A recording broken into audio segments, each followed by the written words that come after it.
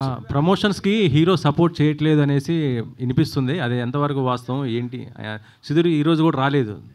అదే నాకు ఏందంటే, సుధీర్ గారు చాలా రెస్పాన్సిబుల్ పర్సన్ అనే నేను సినిమా బేసిక్‌లీ ఆయనని హీరోలాగా ఒప్పుకున్నది. ఎందుకంటే, ఆయన చాలా కింది నుంచి పైకొచ్చాడు. ఆయనకి ఎప్పుడు పెట్టలేని బడ్జెట్ పెడుతున్నాము కాబట్టి, హీల్ డూ జస్టిఫికేషన్ అనుకొని సెలెక్ట్ చేశాము. ఆయన మంచి ఫ్యామిలీ నుంచి కూడా వాళ్ళ పేరెంట్స్ మంచోళ్ళు, అప్‌బ్రింగింగ్ మంచిది. సో, నేను I'm believing that he'll come. ఎందుకంటే, మేము ఎక్కువ రోజులు వెయిట్ చేయలేదు. చాలా రోజులు ఇప్పుడు సినిమాని ఆపి దాన్ని కరెక్ట్ చేసుకొని ఫినిష్ చేయడానికి మాకు టైం పట్టింది. అందులో మళ్ళీ ఇప్పుడు ఛాంబర్‌లో ఇష్యూ ఉంది. ఆ ఛాంబర్‌లో వాళ్ళు డిసిషన్ తీసుకునే వరకు నేను ఎక్కువ డిస్క్లోజ్ చేయలేను. So, we are waiting for the chamber to take decision. Once it's come వచ్చేస్తాడు. ఆయనకి ఎందుకంటే ఆ డైరెక్టర్ ఆ టీమ్‌తో కొంచెం ఉంటే ఎట్లైనా కొంచెం తీసుకోనికి డిసిషన్ ఆయనకు కూడా టైం పడుతుంది కాబట్టి we are waiting. We don't have anything against him. Only ఒక పర్సన్ మంచి చేయలేదు, ఆయన మంచి రెస్పాన్సిబుల్ కాదు, బిహేవియర్ బ్యాడ్ ఉండే చాలా. ఇప్పుడు ఈమె ట్వీట్లనే మీరు చూడండి. ఆయన తీసేశాక 1 ఇయర్ బ్యాక్ తీసేశాక ఆయన సీన్లు లీక్ చేశాడు నెట్‌లో. ఏ సినిమా సీన్లు ఏ డైరెక్టర్ అయినా చేస్తాడు అలా.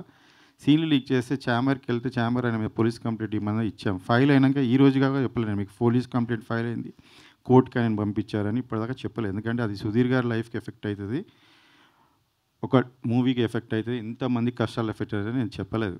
ఇప్పుడు నేను చెప్తున్నాను ఎందుకంటే ఎక్కువ రోజులు మనం దాచలేం. అలాంటివి ఆయన ఒక 1 ఇయర్ ఆ కంప్లైంట్ ఇచ్చి మనం అది చేసినాక 1 ఇయర్ నుంచి సినిమా ఏ విషయంలోనే ట్రోల్ చేస్తున్నారు మీరు చూడండి. ఇప్పుడు ఈమె విషయంలో ఈ ఆ మాట అనడము నేను కూడా అసలు చూసే లోపలే ఆమె రియాక్ట్ అయిపోయింది. ఎందుకంటే she is like that, she is very straight. అదే ఆమె కూడా అదే అంటది. ఇప్పుడు ప్రాబ్లం అంటే మీరు ఛాంబర్కి వెళ్ళండి, మీరు డైరెక్టర్ అయితే వాళ్ళ అసోసియేషన్లో కంప్లైంట్ చేయండి, అట్లెట్లైనా మీరు ప్రూవ్ చేసుకుందామంటే ఆయన ఎందులో మెంబర్ కాదు. ఆయన ఇంతకుముందు కూడా 2 సార్లు సినిమాల నుంచి బయటికి పంపించేశారని మీకు ఇంకా దిల్రాజు గారు కూడా ఆయన ఆపి వేరే వాళ్ళతో ఫైనాన్స్ చేయించుకున్నాడు ఆ ఫస్ట్ మూవీ. సో ఇవన్నీ కూడా అందరికీ తెలుసు ఇండస్ట్రీలో. నేను కొత్తగా చెప్పాల్సిన, అందుకని ఆయన గురించి మాట్లాడి వేస్ట్, కొత్తగా చెప్పాల్సిన వేస్ట్. సో నేను రైట్ టైంకి నాకు చాలా సినిమా ఎఫెక్ట్ అవుతుంది.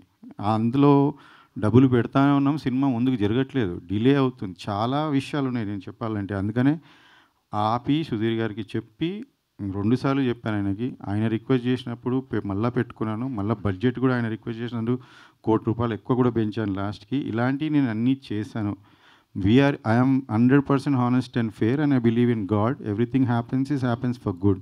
సో ఇప్పుడు కూడా ఇది సినిమా చేసుకొని ఇంతవరకు వచ్చామంటే కూడా ఒక స్టేజ్ నుంచి వీఆర్ రియలీ గ్రేట్ఫుల్. అండ్ ఇది ఒకటే చిన్న లాస్ట్ హడిల్ ఇస్ సుధీర్ గారికి తొందరలో వాళ్ళ గురించి తెలుస్తుంది. ఆ తర్వాత ఆయన వస్తాడు, ఛాంబర్ కూడా ఉంది కాబట్టి వాళ్ళ దగ్గర వాళ్ళ ముంగట డిసిషన్ ఉంది కాబట్టి ఐఎమ్ హోపింగ్. ఇప్పుడు నేను ఆయనని మీ మీడియా ద్వారా కూడా నేను ఆయన ఇప్పుడు కోరుకుంటున్నాను, ఇది మీ మూవీ, మీరు యాక్ట్ చేశారు, నాకు మీ మీద ఏమీ లేదు, మీరు కూడా ఛాంబర్లో చెప్పారు శేఖర్ గారితో ఏం లేదని, ప్లీజ్ రండి.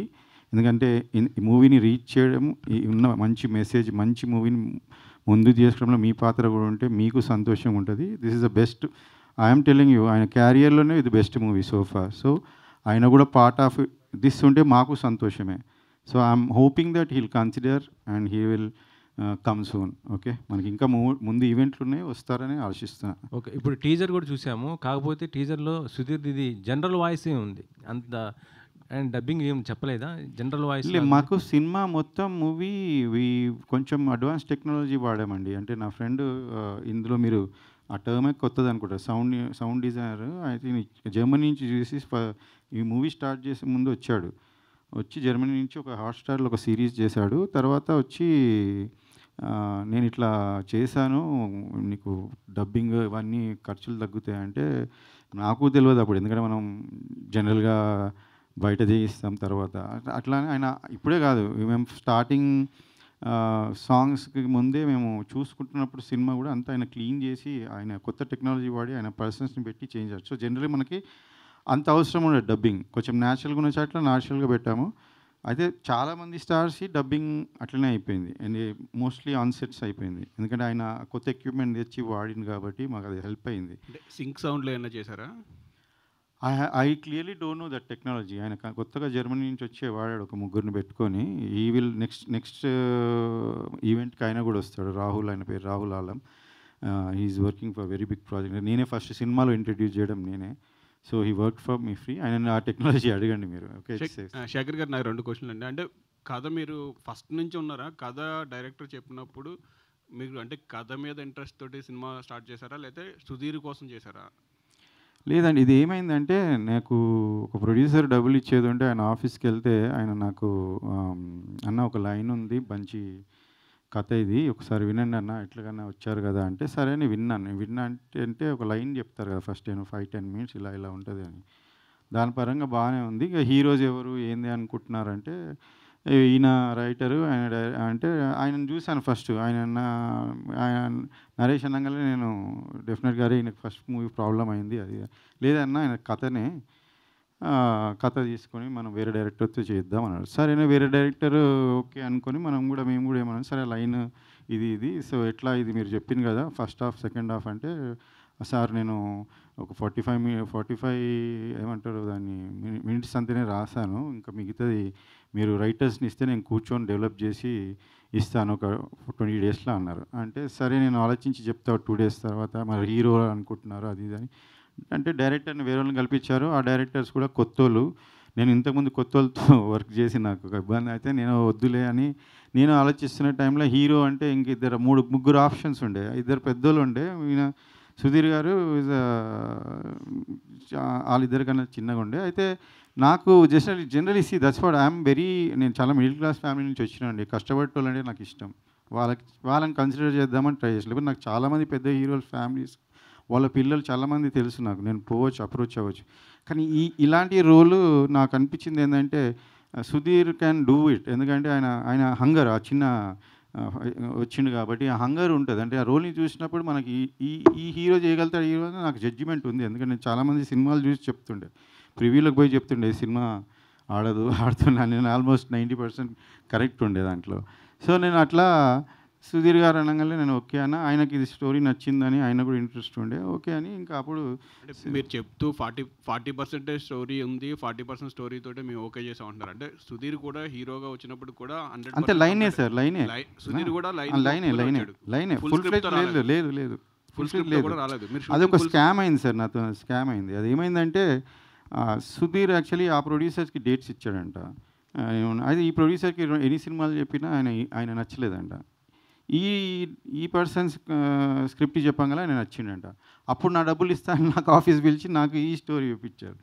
ఇది ఆయన్ని ఒప్పుకున్నాడు చెప్పిన నరేష్ ఒప్పుకున్నాడు. ఇది నేను డెవలప్ లేదన్న. తర్వాత నాకు ఎప్పుడు చెప్పారంటే రాసుకుంటా సుధీర్ రైటర్ కూడా ఉండే మా రైటర్ నేను ఇద్దరిని పెట్టా అందరు రైటర్లు చెప్పిన ఎందుకు ఇంత స్క్రిప్ట్ ఎందుకు లేదు అంటే అన్న అది సారు నాకు ఆయన ఏ స్టోరీ నచ్చలేదు అంటే లాస్ట్ సుధీర్ వేరేలో డేట్స్ ఇస్తాడంటే నన్ను తీసుకుపోయి కల్పించిండు.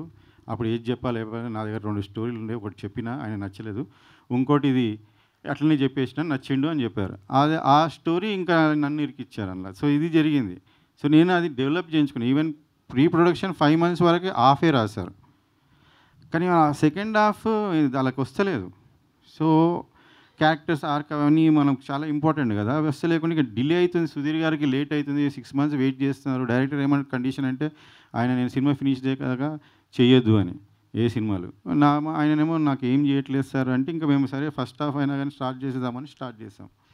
అది అయిపోయినాక నేను లాక్ అయిపోయినా బేసికలీ. సో నాకు తర్వాత బడ్జెట్లు ఎక్కువైపోయి ఆయన అన్ప్రొఫెషనలిజం చాలా కష్టమైంది. సో ఇప్పుడు మీరు కంప్లీట్ చేస్తున్నారా వేరే డైరెక్టర్ని పెట్టుకున్నారా అంటే ఎంతవరకు కంప్లీట్ అయింది ఇప్పుడు 100% ఫినిష్ అయింది. ప్యాచ్ వర్క్స్ ఉంటాయి ఓకే.